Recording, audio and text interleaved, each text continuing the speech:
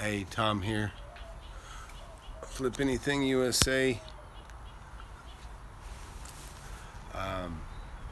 Gonna just do a little Q&A here by the pool, and I got my son next to me trying to dial in the laptop so I can see questions.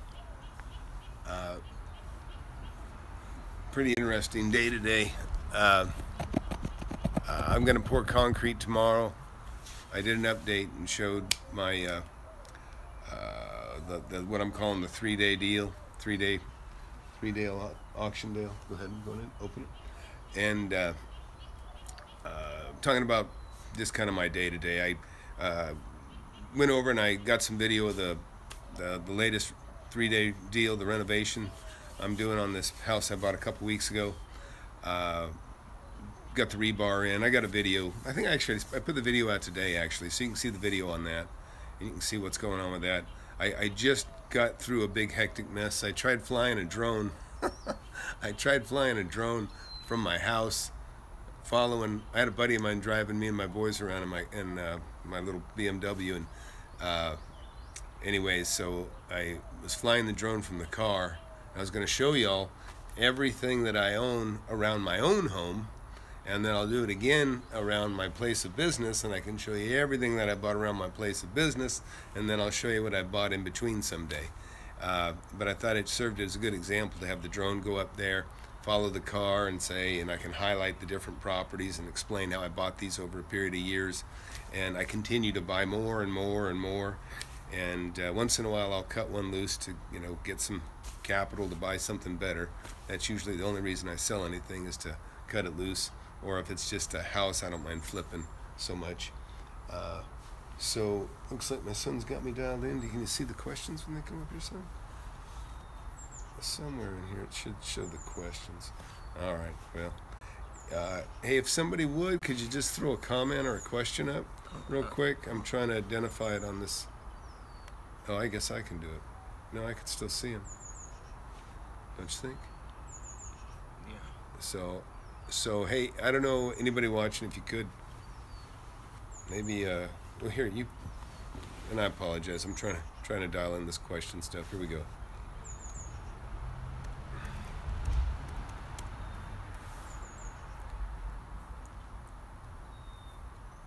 Okay, I see it. Oh, okay, thanks MJ. Gotcha.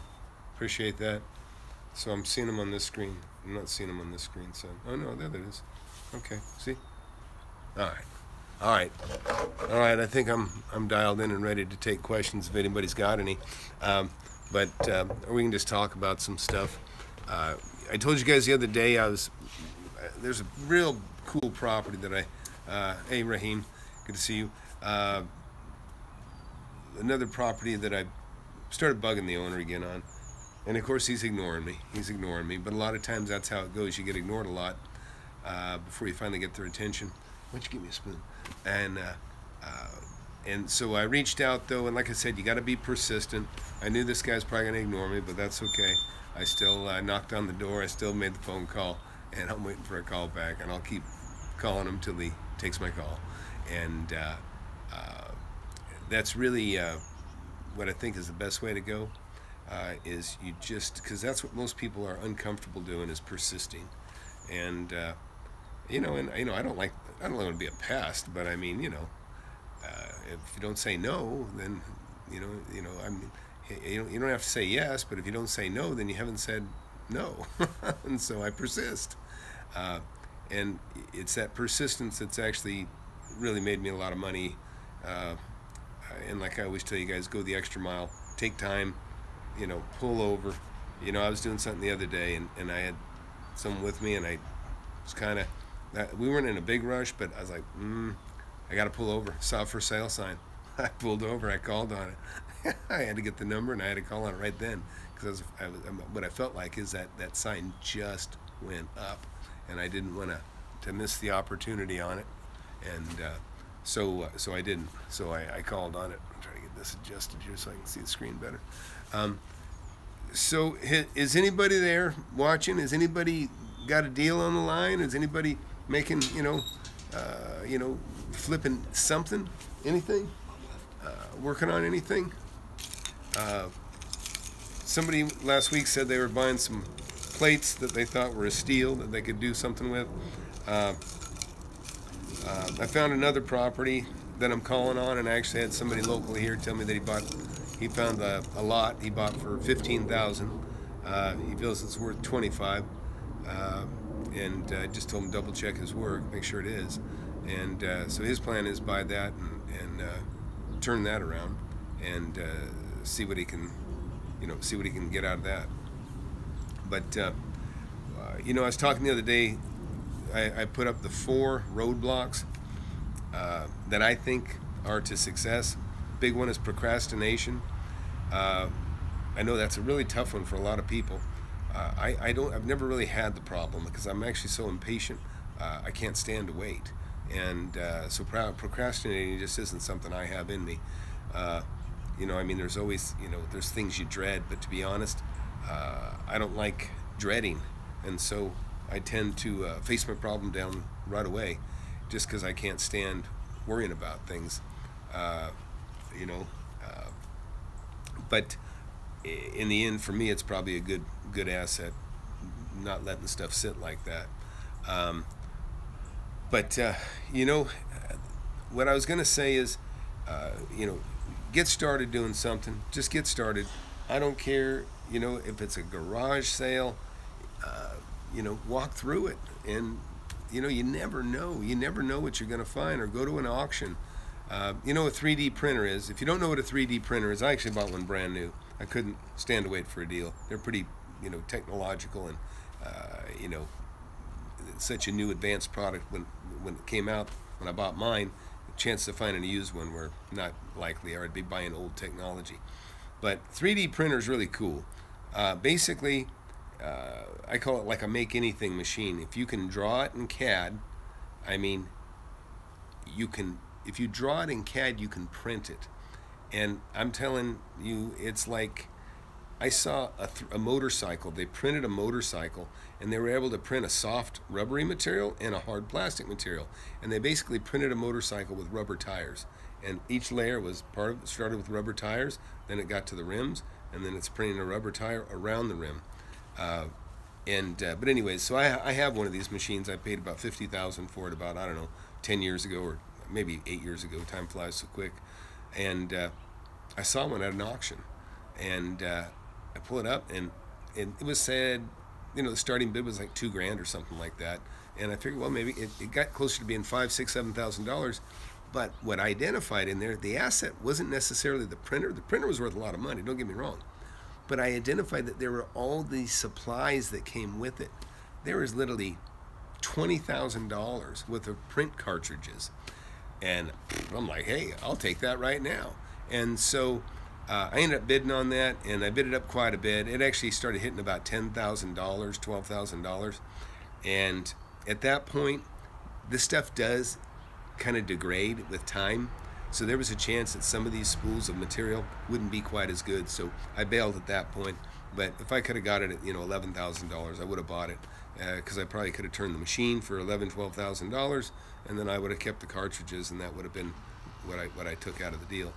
I had another house I tried to buy not too long ago. Some of these deals, there's some deals I can't show you every single deal I work on. I try to show you the ones, I try to do it live action as I can, but I had one that kind of happened in the evening, and there wasn't time to turn on a camera. I ran over, and this agent, she really pulled a fast one on me, and that'll happen to you once in a while. But she called me and said, look, got this house, and do you want to buy it? And I said, well, yeah, I do. But I said, you told me it was sold last week. She said, well, they've got till 5 o'clock tonight to buy this thing, and they're playing with the price. And so I always I've told you before, a lot of my best deals are by being number 2. I'm like in line waiting. I get there, it's gone, I'm upset, darn it, I missed it, right? But I don't give up. I say, look, I want to put up a backup offer. I'm your backup offer. If they slip or fall off or play games, because a lot of times a buyer will go in to buy something, talk big, and then when they get down to closing, they start complaining about every little thing, and then they try to hit them to take more money off the price. And I hate buyers like that. I don't do that. I just don't do it. I won't do it. But I'm always standing in the wings behind a buyer like that. If they try to pull that crap on the person when they've already got a good deal, I'm standing there saying, hey, if this guy tries to pull a fast one on you and beat you up on price, I'm standing right here. I will pay you what he's paying for it right now, no questions asked, or maybe I'll even say I'll give you $5,000 more. So that's kind of what happened in this deal. So this lady calls me back and says, well, they had till 5 o'clock, and so we're going to let it expire, and at 5, if you want, well, you can have it. And I said, what number do I got to hit? She told me, and it was a little more than probably they were paying. I said, okay, it's a deal. I said, but I don't want you going back to them. And she said, oh, no, I'd never do that. So as soon as we get off the phone and we make a deal, I'm like heading over there with my checkbook. She calls me back and says, oh, well, they came back with more than your offer. I go, well, that doesn't make sense. You've already made a deal at a certain offer that was going to expire. Now you're telling me what had happened is she called them up and said, hey, we got a guy that's going to pay it. Buy it if you don't. And then they upped their price to match what I'd offered. And then it really pissed me off. And this was a property that, to be honest, about a $400,000 property, and I was buying it for $285,000. And you know, here's the deal. It's fine. So this guy came back with another offer a little higher than mine. But I was so mad at this woman, I was so mad at this realtor, that I thought, you know what? I'm not going to bid on it. I could have bid it up. We could have bid it up. Maybe this guy would have bid it up. We could have gone up to $330,000. I don't know. I don't know where he would have quit. At some point he would have quit, or I would have quit. And then they would have got another, say, $30,000, $40,000, $50,000, because instead of $285,000, you know, we'd go back and forth, and then maybe we'd get to $330,000, or maybe we'd get to $350,000. I don't know. Maybe he'd go far beyond me. But I said, you know what? I don't like it. She didn't keep her word. She didn't do what she said she would do. So I just said, well, look, I expect you to make the deal that we agreed to, and if you don't, then, you know, shame on you, whatever. And so I didn't make another offer. I let this other buyer get it. And so he got it, he closed the deal, and now I'm going to him and saying, hey, look, I could have bid this thing way up and bought you out of this if I wanted to. I hadn't talked to him yet, but my plan is to go back and talk to him, because I would rather give the new buyer $40,000 more than he paid for it than give it to the original seller who was playing games with me and this guy. So that's it just rubbed me wrong because of what she did. And you know, obviously wasn't that bright a realtor, because if she was, she would have stuck to it and tried to you know, I don't know, she'd have done a better job marketing, because it was really, she wasn't doing a good job. But anyways, so that's what's going on right now. Oh, I started to tell you I had a drone. I tried to attempt to fly my drone from a car while somebody else was driving. And all right, somebody wrote here, okay, Chloe, hypothetically, if you had a choice of a fourplex residential or a 4-bay commercial strip, same price, oh, I'd take the commercial strip center. I mean, it depends on the price. I mean, you know, it depends on what the fourplex rents for. It's all about what it's worth, Chloe. I mean, there's some residential property that is extremely valuable. It's much more valuable per foot than commercial, because residential property, but in general, if it's a fourplex, it ought to be based on return on investment. So that's really what you do, is you look at what the rents are on that fourplex and what you're paying for it, and then compare what the rents are, you know, the rents you're going to get on that, you know, commercial building as compared to what you're going to pay for it. It really isn't about comparing the two, but I personally, if I had a fourplex that brought in the same money, you know, the same return on investment as a 4-bay commercial property like you're talking about, or any commercial property, I'd take the commercial property. Now, the reason is the commercial property, in general, businesses move into something like that, they stay for a long time. You know, it's not like a tenant moves into a fourplex for 2 years or a year until they, you know, until they can afford to buy a house or whatever their plans are. No, I'd go for the commercial, because chances are I get a tenant that stay there for 10, 15 years, and maybe he'd start to outgrow it, and then, you know, maybe he'd need more space within that building, or I'd put him in another building. But the beauty of commercial is this. Commercial property I love a lot. Raheem, I'll come back to that. So, but what I was going to say is, a commercial property, you got maybe one bathroom for every 4,000 square feet. One toilet to take care of, one toilet to back up, one toilet to plug and and fix and repair, as opposed to a fourplex that probably has 2 toilets per unit. It has carpet that wears out, that gets ripped, that gets stained. It has a yard. I have commercial properties that don't have a blade of grass on them. They're all concrete. I love that property. It's because there's no maintenance, so there's much less maintenance involved on a commercial property.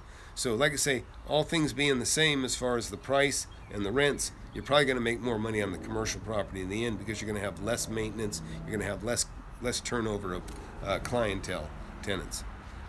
So Raheem asked me if I ever found any property on LoopNet. Let me tell you, I put property on LoopNet. I have property on LoopNet.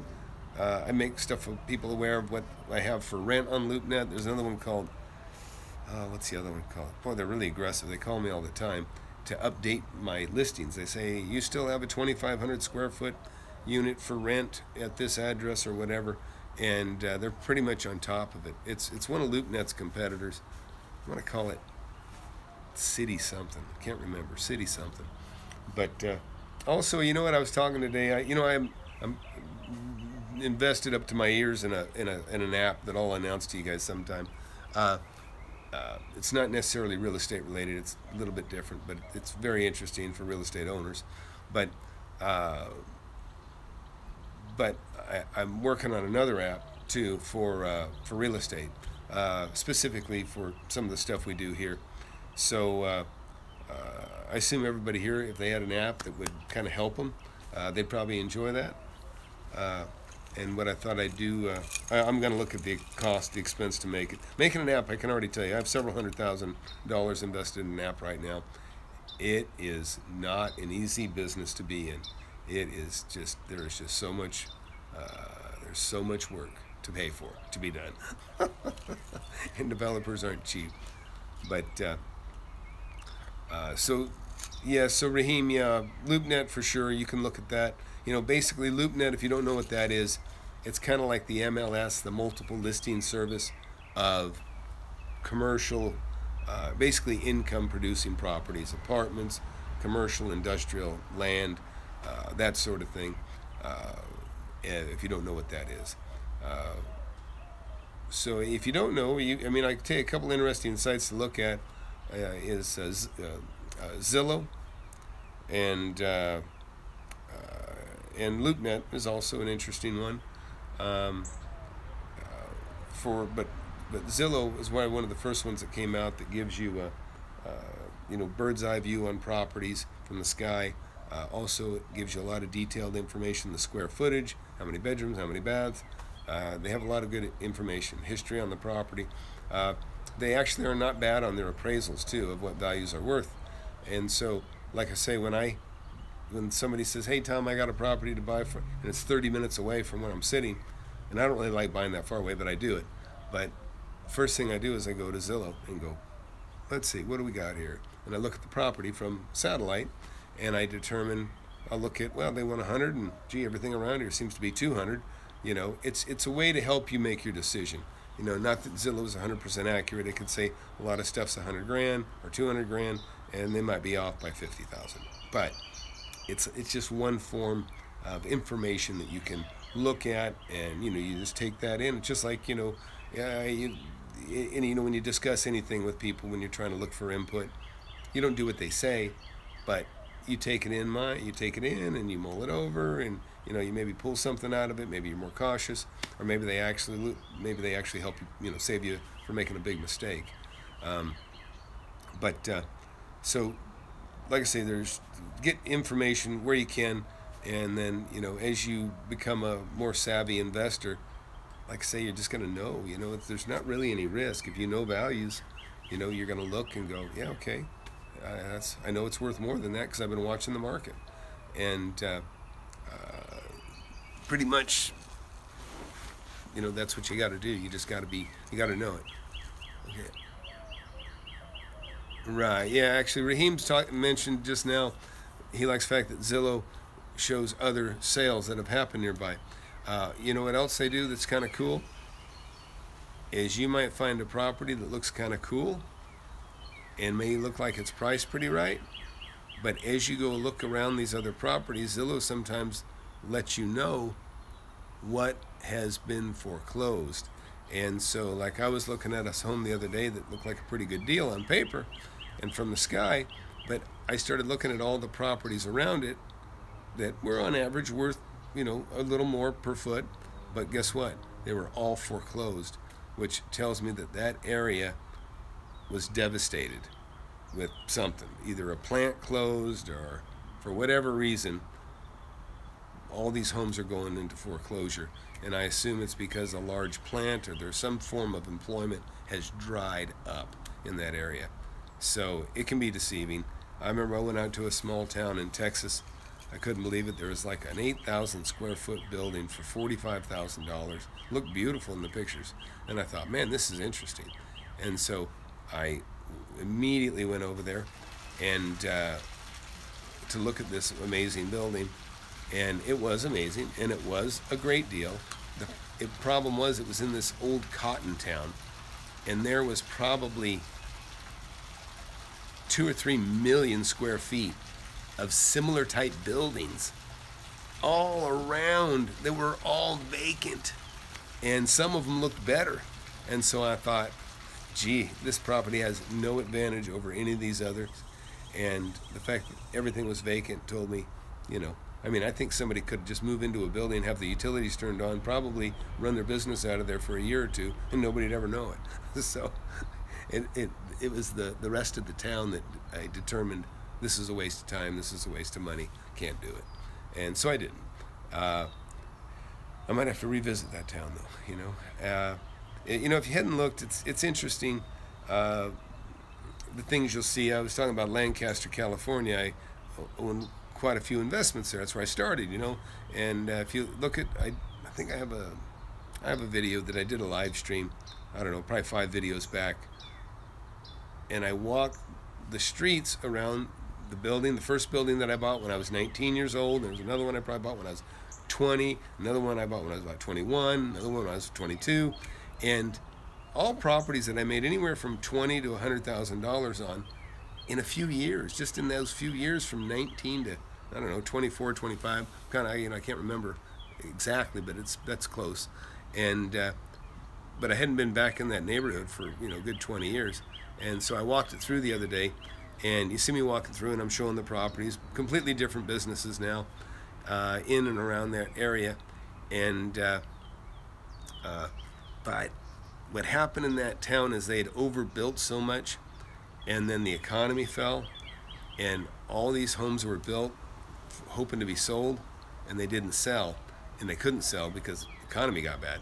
And so what they did is they took all the Section 8 housing, they started letting people that from Los Angeles, 60 miles away, said, hey, you want a home? We got one for you out in Lancaster. Because they were taking these brand new homes and they were turning them into Section 8 rentals to get in some income. And so what happened was, you started getting all these Section 8 folks coming in. There's a lot of good Section 8 people there. I know there are a lot of women that I've met and seen that they wanted to get their kids out of the gangs of Compton and other areas, and they just wanted to get them out of that element. And so they did the right thing. They went to outside of town. Problem is, many of their kids were already involved in gangs. And so what happened was when they came out and moved into this new home, they brought the gangs with them. And it didn't take long before, you're looking at 33-year-old men or, with their pants hanging down below their, their butt crack exposed, and they got pagers on their hips, and, you just odd to see a grown man riding around on a Stingray with his pants, practically to his knees. Just looks stupid. And it was, just obviously it just kind of ruins the area. It ruins the area that you're in, and so you're looking at all this kind of like human garbage, because that's how they act, and they're not taking care of themselves. And guess what? They're hanging around in front of your property, and your property's going down in value. And you know, man, yeah, I'll save it for another day. But I got a real interesting story I'm going to tell you about an experience when I went to a tax sale in Compton. And you know, I'm talking Compton back in the 80s. And if you saw that movie, I don't know, there's a movie that's about the whatever, the rappers that came out of Compton. And I'll tell you, man, I watched that. It was a good show. And it was exactly how I remembered Compton. In fact, what I remember is even a little bit worse than what they showed there. I'm talking about you're driving down a street where every building on both sides, every house that I saw around there, bars everywhere. But even the businesses in little office areas, bars on all the offices. I'm talking about, like, you know, H&R Block. You know, you go up there and doors locked. You can see people working inside. And one of them, I went over to inquire about a building. I tapped on the window, and they all just looked at each other and looked at me like, what do you want? And they didn't answer the door. They didn't. And it was predominantly black, and you know, it just was a different area than I'd ever been in. And but I actually met a really great guy there, old elderly black guy, named well, his name was Mr. Brown, but boy, he had an interesting story to tell, and I'm going to save that. I'm going to save that because it is such a good story. I won't tell it right now, but what he said to me and my buddy when we pulled up to his place, he said, "You boys must be lost." And I said, "Well, why do you say that?" He's like, and he went on to tell me a whole bunch of stuff about himself and his life, raised in Compton and living there his whole life, and he had some real strong opinions about real estate and buying in that area, and he wasn't advising it, let me tell you. Yeah, it was interesting. It was interesting. So, anyways, yeah, thanks, Tim. Appreciate that. Appreciate the kind words. And anyways, if you guys, man, please share this channel out, and you know, the more the merrier, right? You know, when I was first investing in real estate, man, my lips were sealed. I didn't share nothing. You know, I wanted to make as much money as I could, and I didn't want anybody infringing on my game and what I'm doing. And I'm still pretty much a little bit that way, but certainly, you know, I'm a lot older now, a lot more comfortable, a lot less greedier, and so I'm happy to share with you guys. And you know, the thing is you can really gain strength from each other by sharing your deals as you start to get your foot in the door. And I know it's scary, but you know, just get started and start making some money. And you'll start making some money. That'll give you confidence. You know, that's the best thing. You start making money, you just get very confident in yourself, and you're proving it to yourself that you can do it. And so, anyways, anybody got any questions? Anything?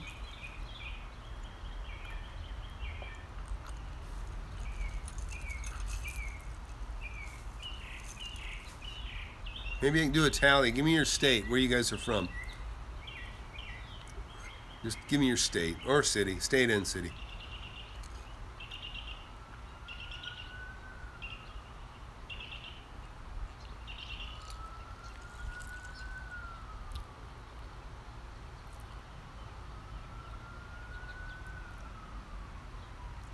All right, okay, Florida.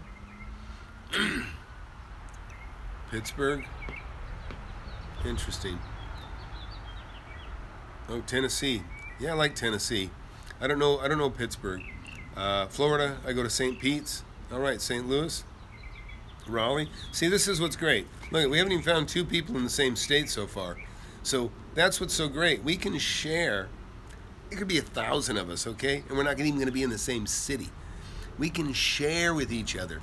Now, I know I got people watching me in my own city. And so I'm always careful not to share a deal before I have it signed. But you know, the deal is we can share with each other, and you know what I mean. And you know, don't give out the details of your exact deal. You can have it stolen from you for sure, but chances are it's not going to happen. And we can sit here and share with each other, and you know, you're not going to be at any loss for it. In fact, we'll probably come away with an idea. You know, like I tell you all the time, is there's no rules. There's no rules in real estate. I mean, there's rules, but I'm talking about there's no rules in real estate deals. You can make a contract to describe anything you want. To you know, you can structure a deal, you know, $100 down, $1,000 down, whatever.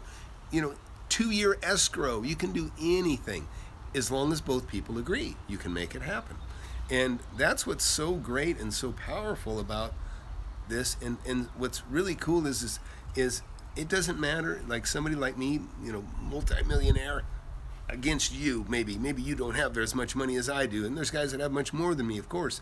But I started at zero. But guess what? Kind of have the same power. Neither one of us have a deal, right? When we first start, doesn't matter if you're rich and I'm not. Neither one of us have a deal, right?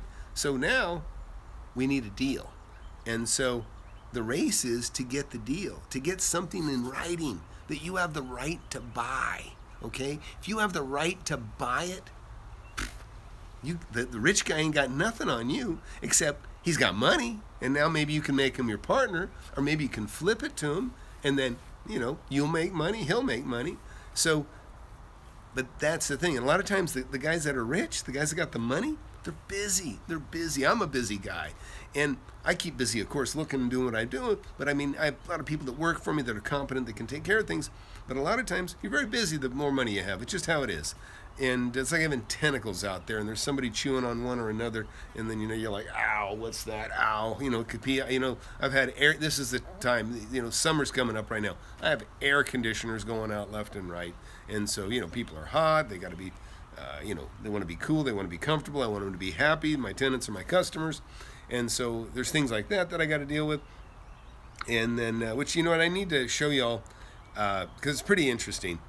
When you have as much property as someone like myself, and you kind of manage your stuff like I do, you know, and you're hands-on, and it's really a great way to be. It really is.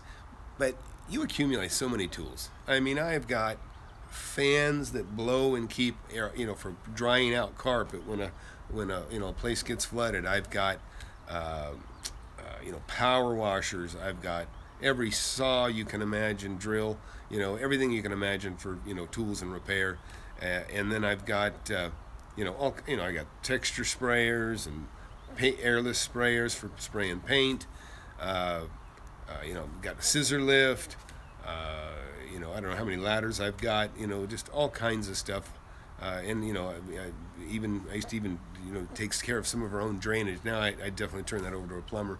But I've even got you know, like the roto-rooter auger, we call it. And you know, there's just so many darn tools. But I'll tell you what's great is sometimes you get in a bind. Yeah, me too, Joe. I'm with you, man. I love tools. I do. I love machines too. I love bigger machines, and I love things that are efficient and do a job quicker and faster. And I live and breathe machine tools, even though I'm not necessarily a machinist. I employ several, and but I love the time and money that tools. I don't know if you can see, but way off here, right about my finger, is that's a backhoe I've owned for 20 years, and it's a backhoe that has a hoe ram. So I mean, I can chip out rock, I can chip out a slab, concrete, I can dig it out, and you know, sometimes I've torn down entire buildings, and sometimes I'll even rent an excavator, like a big Volvo track excavator. I've rented, you know, when I had a large piece of property. It's now got 180 homes on it, but even that I rented a couple of, I think they're called D6, you know, bulldozers, yeah, very good size, and just, you know, just push through and, you know, push dirt around and brush piles around. And in fact, I had an interesting thing. I'd had all these brush piles I mean brush piles bigger than homes, about 20 of them, and mostly cedar trees. And lightning struck. We had these horrible lightning strikes. Well, guess what? The epicenter of this lightning storm was my 50 acres. It set the brush piles on fire. And so I was worried about how the hell am I going to get rid of these brush piles? There was a burn ban at the time. I couldn't burn them. Well, they got struck by lightning. They caught on fire. It burned all of the trees off my lot, except for I'd cleared it, so all the oaks that were most precious were spared. And so only thing we had to worry about was the, like I said, I come back there. I was a little bit upset. It kind of became the epicenter where all the copters were landing and all the, fire trucks were coming. Well, they got a little too aggressive with some of their rigs, and they actually pushed over a couple of my, 100-year-old oaks, which I wasn't very happy about because those are trees. Okay. So how I got my experience, really, you need to go back and watch, go to the very beginning of my videos, and that'll tell you. So the question was, how did I get my experience? Man, it's hands-on. It's just I've lived it. I started at 19. I bought my first property, and the reason I bought that property is I had to move out of the building that I was in, and so I started looking for places to rent. Well, I bumped into an agent, a real estate agent, that wants to, find me a property to rent. And in the course of looking for a property to rent, he said, "Hey, how'd you like to buy a property?" Because he'll make more. He'll get a commission. And I said, well, I'm 19 years old. My hair's down to here. I have super bad allergies, and so my eyes are bloodshot all the time. So I looked like I was stoned. Okay, and I drove a Camaro, which didn't help either. And so, but basically, even with all that disadvantage, 19, no credit, bloodshot eyes, hair down to my shoulders, driving a Camaro, just being young, he introduced me to owner financing. He said the owners can carry a note. And I said, well, I don't have any money. He says, well, you need 10 grand probably. And I said, well, how long can I get it? He goes, well, let's just write a 6-month escrow, and and I said, well, can I stay in the building? And he said, yeah, let's write it up. And so I wrote up an offer, 6-month escrow, $10,000 down, and for the owner to carry the note. And so that was the agreement. They accepted my offer. I moved out of the building I was in. I think I was paying $900 a month. Moved in. I mean, it was $1,500 a month. Moved into the new building. No payment. So I took all the money that I wasn't sending in rent. I just saved it. I think I borrowed a few $1,000s from Grandma too, and that was actually to buy a saw, but it all helped. But anyways, and so at the end of the 6 months, I had my 10 grand. The property was mine. And then somebody came along. The for sale sign was still on the building, but now I'm living in it. They didn't take the for sale sign down until the deal closed. Well, right after it closed, a guy saw the lights on, comes over, says, hey, I'd like to buy this building. How much they want for it? And I said, well, I just bought it. And he asked me what I paid for it. I told him what I paid for it. And he said, man, I'll give you $20,000 more than you paid for it if you'll sell it. And of course, I didn't want to sell it. But my eyes got that big, and I was like, man, I just made $20,000. If I took this guy's deal, I made 20 grand. So I didn't take it, and I just continued to look for more deals. I realized, man, if I can find another deal like this, that one I can sell to somebody like this. And that's what got me into it. It's just pure greed. I wanted to make money. And I realized, just kind of by happenstance, somebody offered me much more than I just paid for it. And like I said, what's great about real estate, age isn't a barrier. These guys that I bought this property, they never knew it. They didn't even know how old I was. If they probably would have been concerned otherwise, but they didn't know. They just didn't know, and they didn't care. They were an out-of-town seller. But, and owner financing is something you're going to see more and more of, because, let's say I have a couple $1 million in property. Well, if I'm going to sell it, and let's say I'm old and I'm getting tired and I don't want to mess with property. Well, I'm going to sell it. And a lot of people, that's the plan. A lot of people are like me. They don't have a pension plan. They don't work. I never worked for a big company. That I have a pension. So my real estate is pretty much, or my retirement is all the assets that I accumulate till the time I get too old to continue accumulating, or I get too old to work. you know. But so with that in mind, if I ever did get to a point where I want to sell my property, well, right now interest rates, you can't get anything for your money. The bank pays less than 1% on the money you put in the bank, and then they're going to loan it back out anywhere from 4 to 8 or 19%. They're going to loan your money back out, and so think about that. I mean, do I want to put $100,000 or $1 million in the bank, get paid less than $10,000 a year, when I know they're getting anywhere from $50,000 to $150,000 a year, loaning out my money? No, I don't like that. And when you explain that to somebody that is interested in selling their property, and you explain that to them, they'll go, you know what, you're right. Why let the bank make money on my money?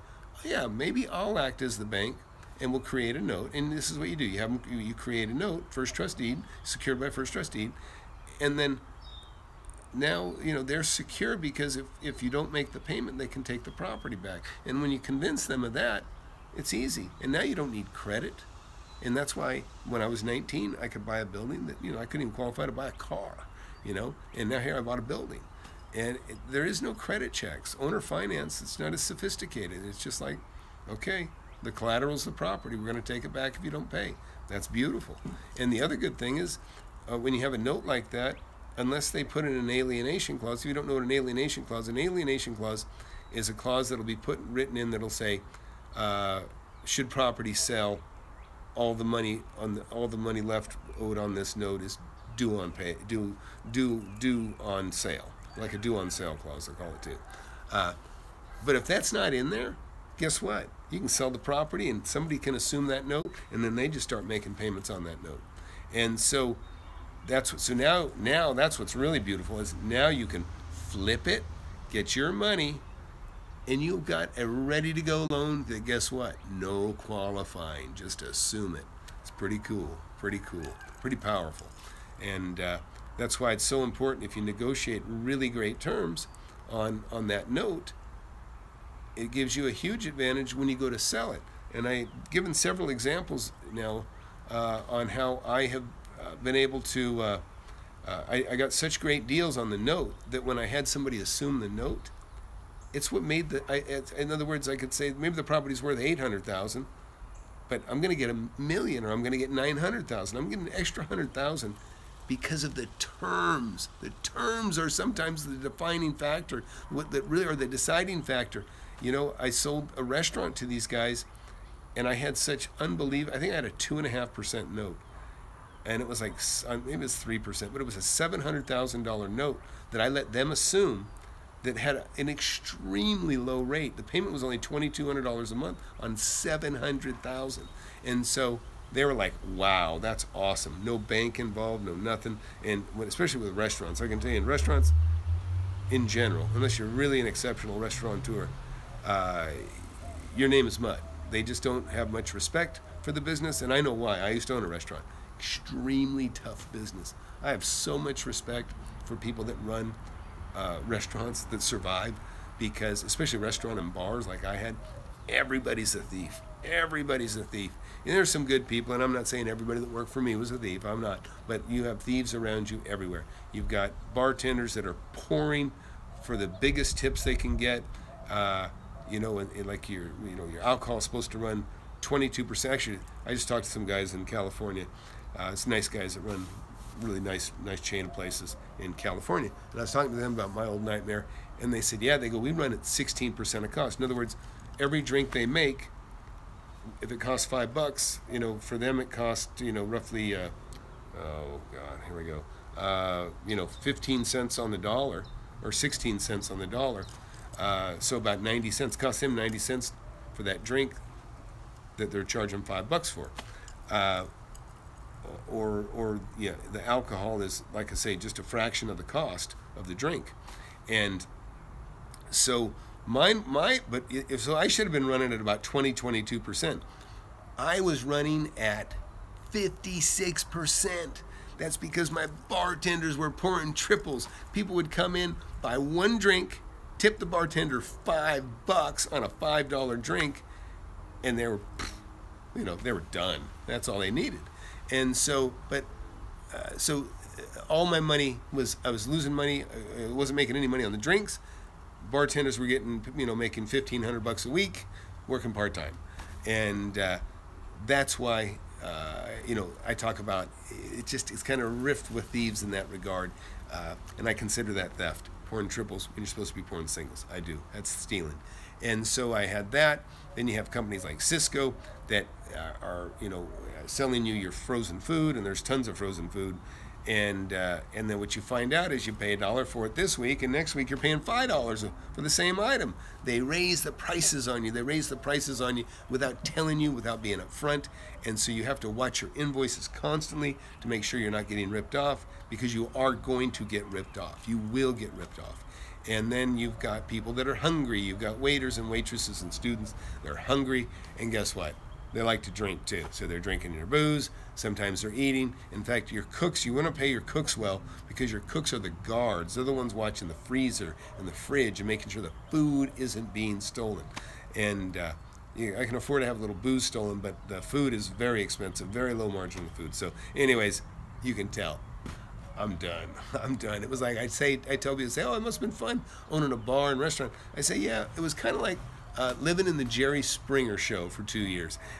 It was fun, and I could afford to lose the money that I lost, but it was a waste of my time. I did make money on the real estate, though. And I got to turn on the light. One moment, please. It sounds like the Hunger Games. Yeah.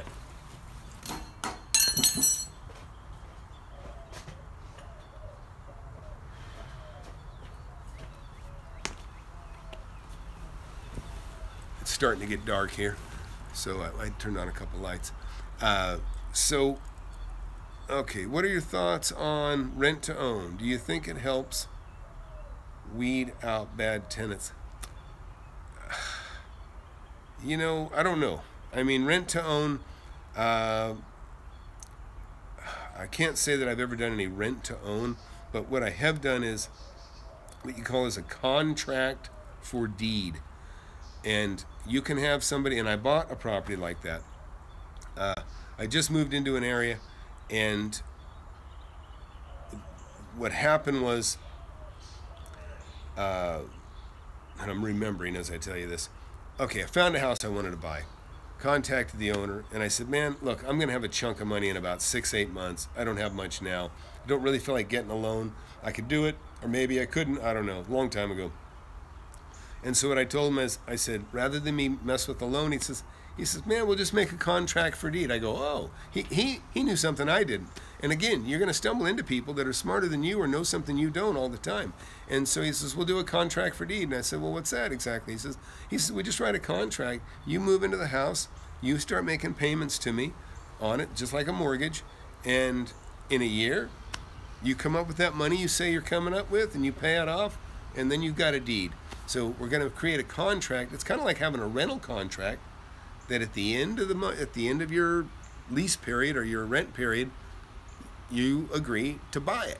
Or it's kind of a, so rent to own, you can always just do, a lease with the option to buy, which I've done those before. In fact, I'll tell you an interesting story. A good buddy of mine,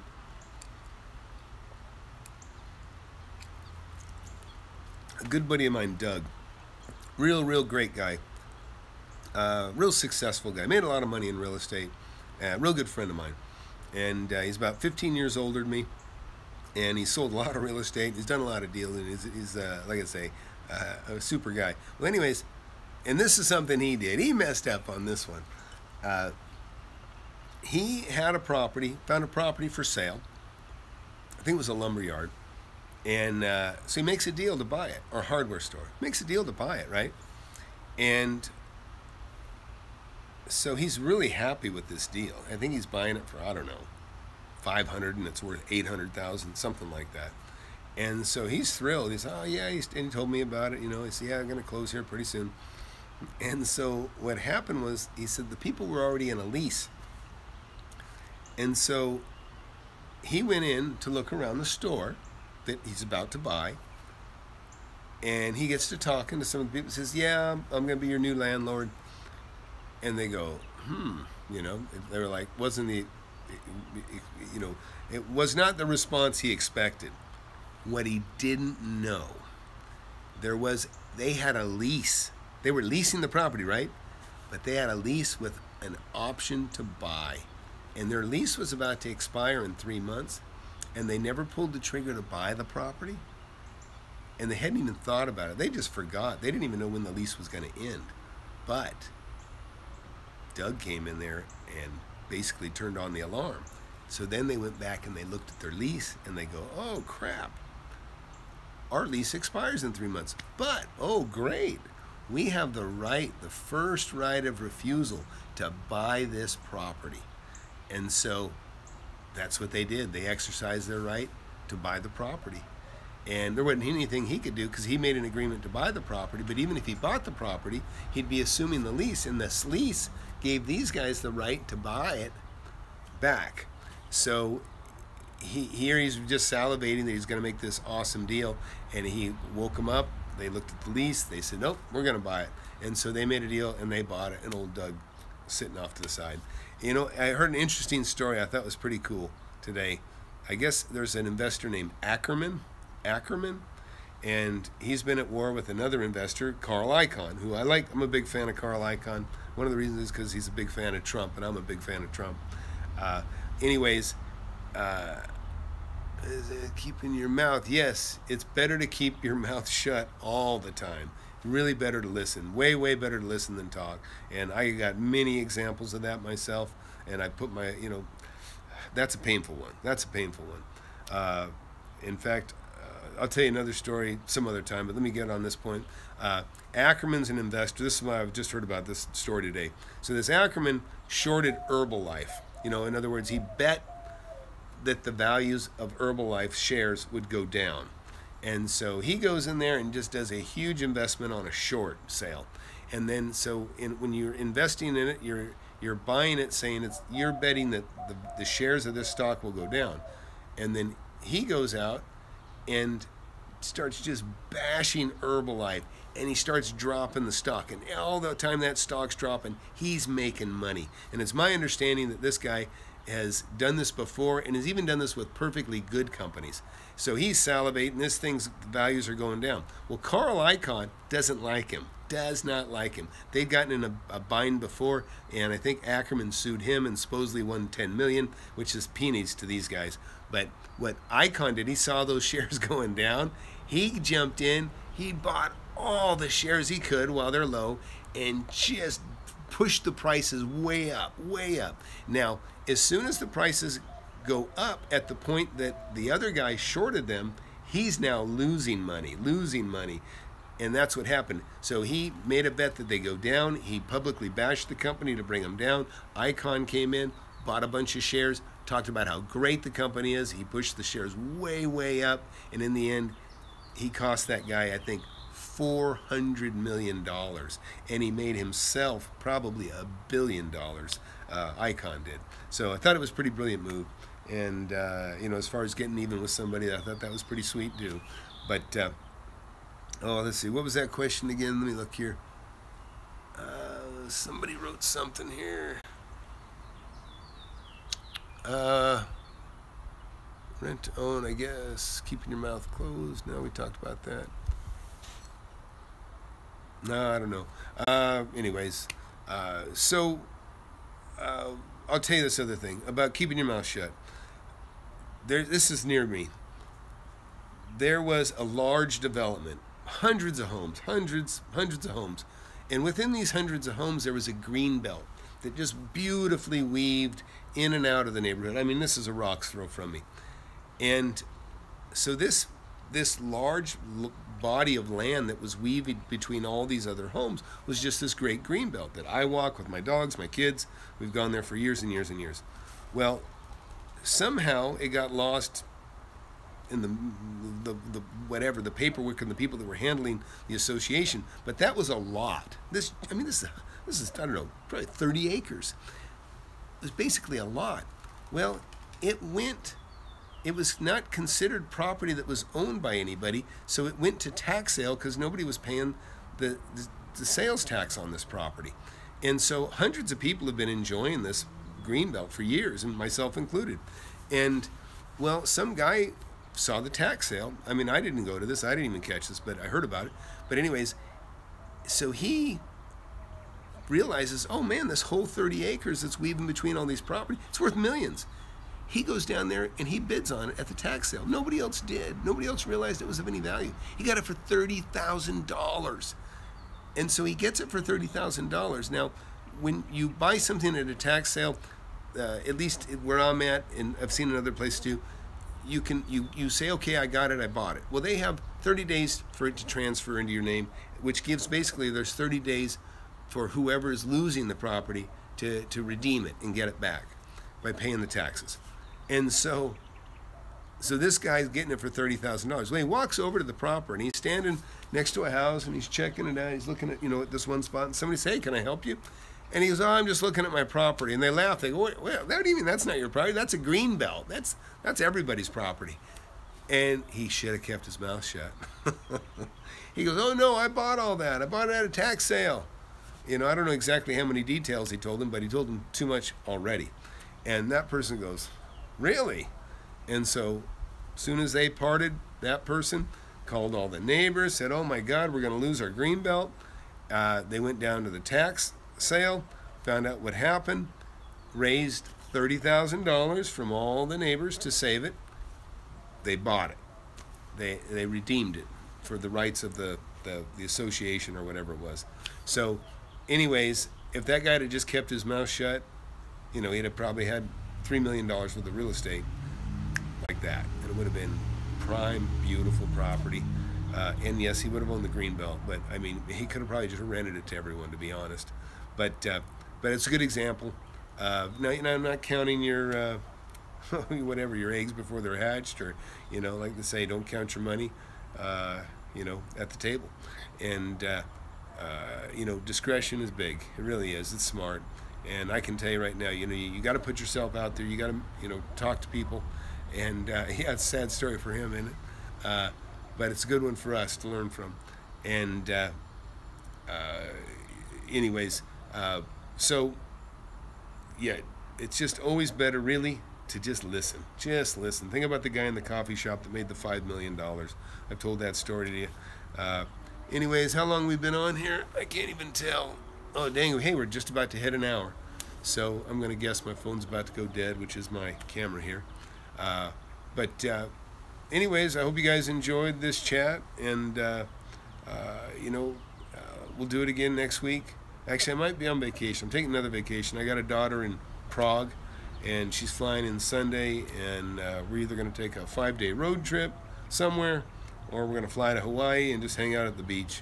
So if I do, I'll thanks. If I do, even if I go to Hawaii, I'll stream some stuff and we'll chat. And the twin boys are great, man. My boys are just awesome. Love my boys. Actually, I've talked about my boys. They're gonna be 14 here in about another month, and they're such good kids. I'm just so blessed. Anyways, I have them learning to SEO ads, search engine optimization. I'm having them learn some of this YouTube stuff. I do tons of advertising for different companies that I have, and to be honest, my brain, I can't take it anymore. I feel like I'm relearning every time I look at it. But these guys just absorb it. So that's what I'm paying them to learn this stuff. And you can see they're not loving every minute of it, but as they start to get it, they're starting to, and they realize, I says, hey, you learn how to do this stuff. I was explaining to them, you learn how to do this stuff. You make big money because you can do it for anybody and everybody. But it's going to take effort, and so they're learning their lessons.